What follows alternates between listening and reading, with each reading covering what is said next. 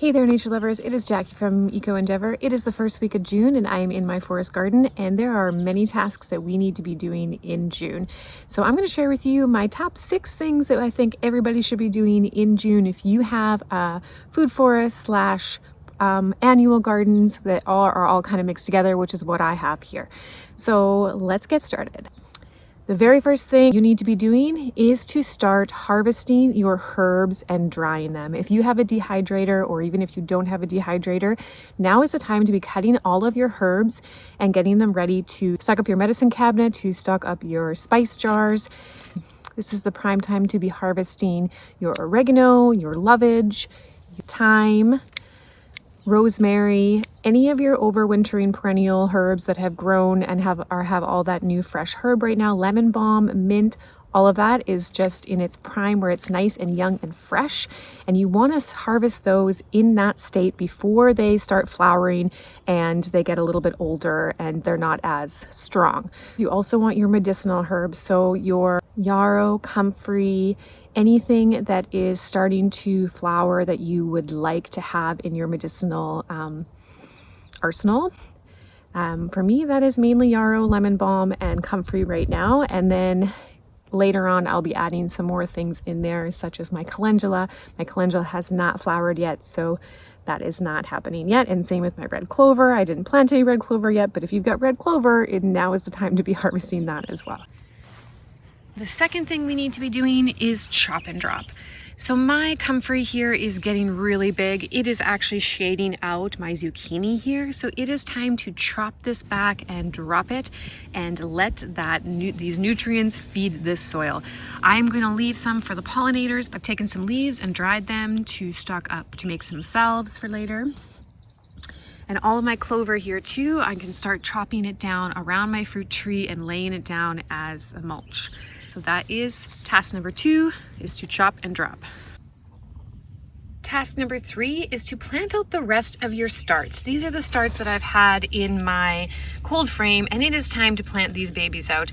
It has been a little bit cold here on Vancouver Island, so we've had a lot of rain, so I've been hesitant to put a lot out, but it is time. The rest need to go out. I mean, I've got peppers already that are starting to form on here, which is not that good because these guys need to be a little bit bigger, so I'll probably pinch that off. But it is time. It's time to get these guys out. They're not even happy in here anymore.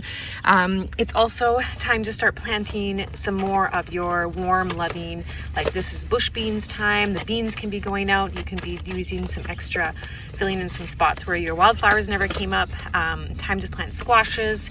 So this is your last kind of chance to direct sow some of your cucumbers and squashes and other heat loving plants that these guys can grow from seed. These guys were started from seeds ages ago, but it's time to plant them out.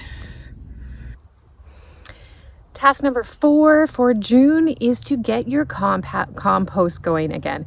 So if you've been lazy with your compost here and haven't been creating that perfect hot compost, now is the time to do it, because you're going to need that compost in 4 weeks. And that's how long a hot compost generally takes, is about 4 weeks.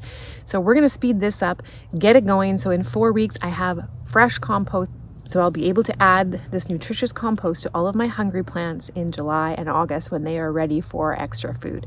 So get that started. The 5th task is to get our winter seeds planted for our winter garden. So these we're going to start from seed. We're going to keep these indoors and we're going to plant them out in late summer so that we have them all winter long. So that is task number 5, is to start your winter garden seeds. Task number 6 is to harvest that rhubarb. If you haven't done this already, now is your time to harvest this. Make some rhubarb crisp or chop up your rhubarb and put it in the freezer for later. But now is the time to get that rhubarb in its final stages before it gets too big and too woody. I've got one more bonus tip for you. If you have a lot of fruit trees, now is your time to start thinning those fruit trees. Last year in my old place, I had just tons of fruit on the trees, and I kind of waited too long to thin those out, and some of the branches broke. So my little pear tree here is the only one, as my fruit trees are only 2 years old, and I can't believe this one even has pears, but it does. But I will not be thinning any of those out because it has the perfect amount. But if you have fruit trees that have lots, you should definitely thin your fruit tree. And that's it. Those are the top 6 things that I'm going to be focusing on doing for June, as well as eating from my garden because things are starting to become ready. These strawberries behind me are just starting to turn red. I've got some snap peas going. I've had arugula and lettuce, and yeah, so just sitting back and enjoying the fruits of my labor, right? Actually, really, Mother Nature pretty much did it all. But anyways, thanks for watching, and I'll see you guys in the next video. Bye.